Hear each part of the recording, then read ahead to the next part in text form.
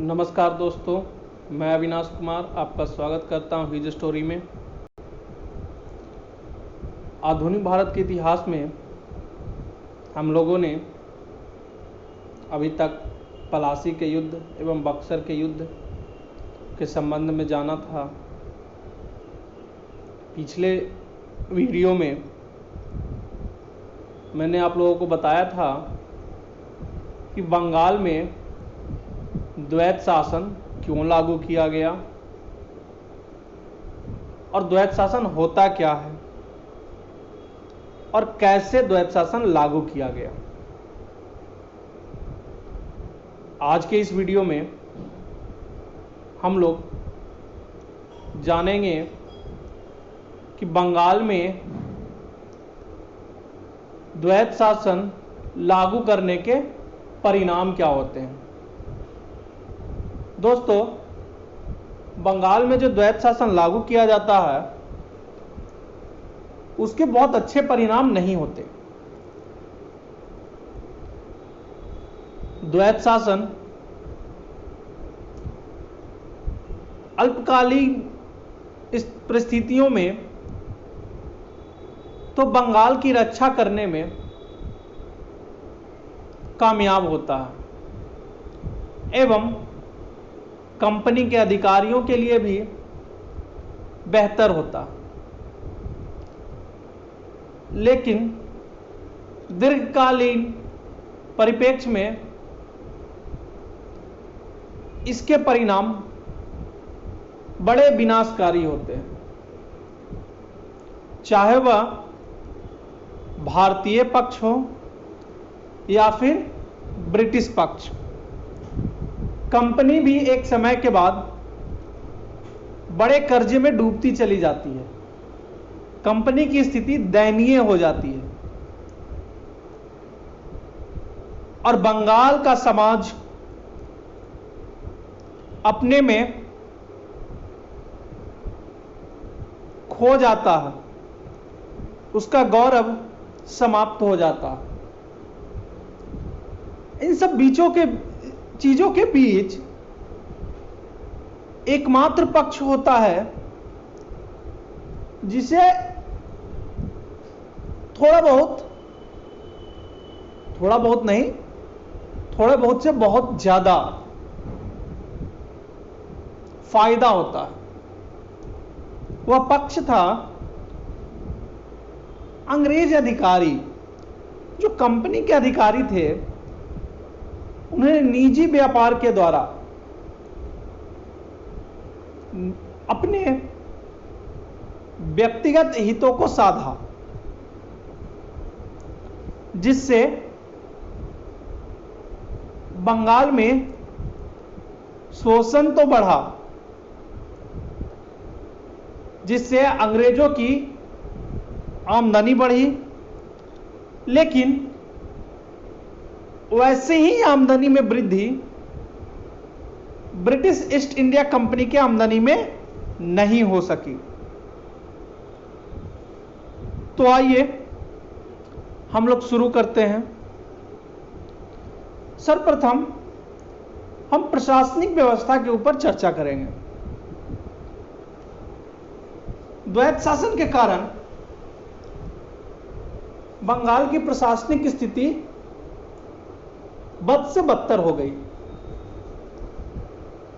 निजामत का अधिकार जब बंगाल के नवाब के द्वारा अंग्रेजों को दे दिया गया तो बंगाल में जो विधि व्यवस्था थी वह शिथिल पड़ गई। न्याय जो था, न्यायिक व्यवस्था, वह नाम मात्र के लिए रह गई। नवाब जो था वो कोई नया कानून लागू करने या फिर अपनी जनता को न्याय देने में असमर्थ हो गया, क्योंकि उसके पास बहुत ज्यादा अधिकार नहीं थे। जो अधिकार थे भी वो कंपनी के अधीन थे। कंपनी प्रशासन के उत्तरदायित्व को स्वीकार करना नहीं चाहती थी। और बंगाल का नवाब बंगाल के प्रशासन को स्थापित करने में समर्थ नहीं था, क्योंकि उसके पास शक्तियां नहीं थी।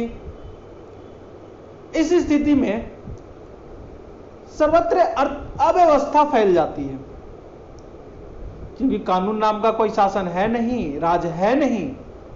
तो इस स्थिति में सर्वत्र अव्यवस्था फैल जाती है। हर एक व्यक्ति मनमाने तरीके से अपने कार्यों को अंजाम देने लगता है। भ्रष्टाचार चरम पे आ जाता है, क्योंकि भ्रष्टाचारियों के ऊपर लगाम लगाने के लिए कोई कड़ा प्रशासनिक व्यवस्था नहीं है।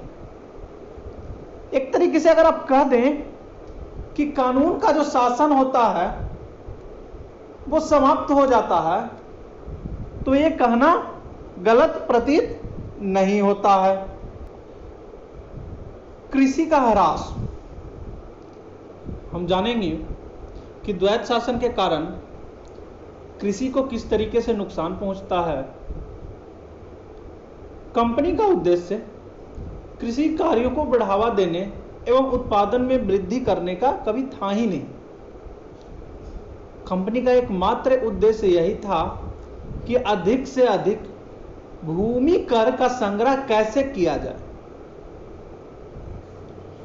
भूमि कर के संग्रह करने का भार प्रतिवर्ष उन लोगों को दिया जाता था जो अधिक से अधिक बोली लगाते थे। एक तरीके से जो भूमि कर संग्रह करने का अधिकार जो था उसकी नीलामी की जाने लगी, जिससे कंपनी की जो आय थी वो निश्चित हो गई। और जो बोली लगाते थे भूमि कर संग्रह करने के लिए, वो इस उद्देश्य से नहीं लगाते कि वो उपज में वृद्धि करवाएंगे। उनका उद्देश्य एकमात्र यही होता कि अधिक से अधिक लगान कैसे वसूल करेंगे। बंगाल में कृषि कार्य भूमि कर अधिक होता था,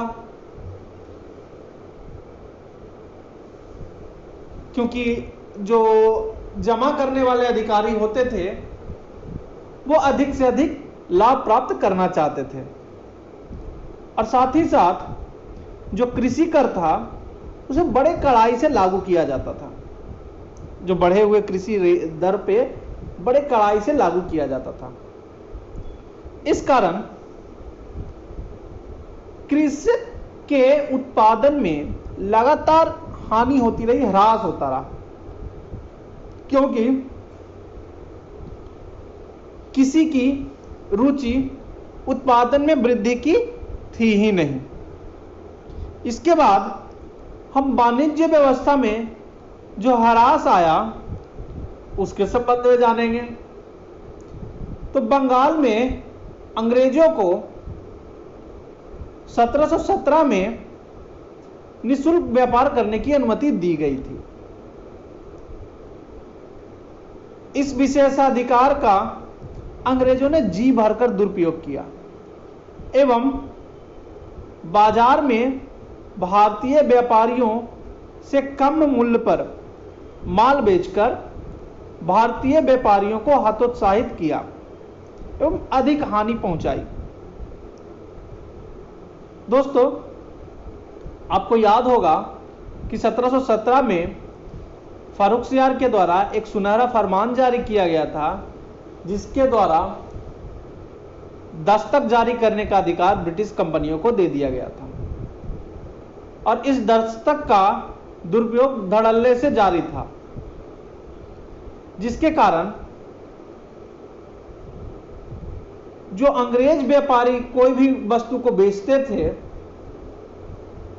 या फिर कहीं दूसरे जगह बेचते थे, तो उन्हें वो वस्तु सस्ते में मिल जाती थी, क्योंकि उन्हें किसी तरह का कोई कर देना नहीं पड़ता था। जबकि दूसरी तरफ जो भारतीय व्यापारी थे उन्हें कर देना पड़ता था। तो या तो वो अंग्रेजों से कम दाम पे अपने माल को बेचें या फिर उनका माल बिकेगा ही नहीं। तो जब वो अंग्रेजों के द्वारा जो रेट तय किया जाता था उस रेट से कम मूल्य पर दाम बेचते तो उन्हें हानि होती।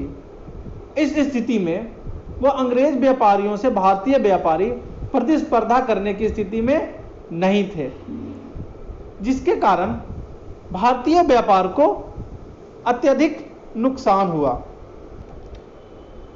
उद्योग तथा दक्षता का ह्रास। द्वैत शासन की अवधि में बंगाल के सूती वस्त्र उद्योग को बहुत हानि हुई। कंपनी ने बंगाल में रेशम उद्योग को चौपट करने का मन बना लिया था, क्योंकि इससे इंग्लैंड के रेशम उद्योग को नुकसान पहुंच रहा था।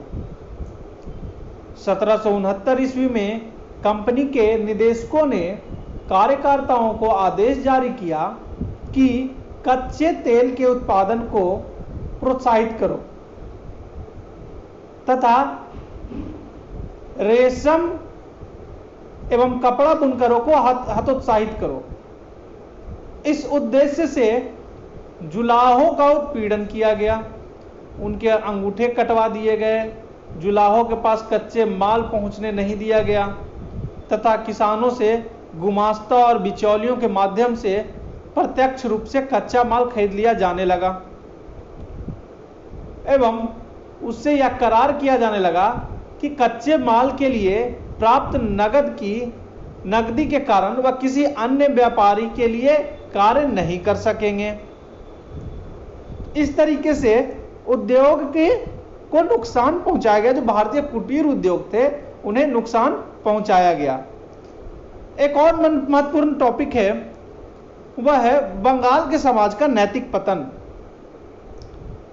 दोस्तों, जब बंगाल में नवाबों का शासन था, पलासी के युद्ध के पूर्व की मैं बात कर रहा हूं, तो उस समय बंगाल की जो ख्याति थी, जो समृद्धि थी, चहुं ओर फैली हुई थी और नैतिक रूप से बड़ा ही समृद्ध राज्य था बंगाल। लेकिन द्वैत शासन के साथ ही बंगाली समाज का नैतिक पतन भी आरंभ हो गया। किसानों ने अनुभव किया कि यदि वह अधिक उत्पादन करते हैं तो उन्हें अधिक कर देना पड़ेगा, अतः केवल इतना ही क्यों न उपजाया जाए जितने में वो गुजर बसर कर सके। इसी प्रकार जुलाहे को, जो अपने परिश्रम का लाभ स्वयं नहीं ले सकते थे, में अब उत्तम कोटि का उत्पादन करना बंद कर दिया। एक तरीके से कार्य करने की जो प्रेरणा होती है वो प्रेरणा ही समाप्त हो गई।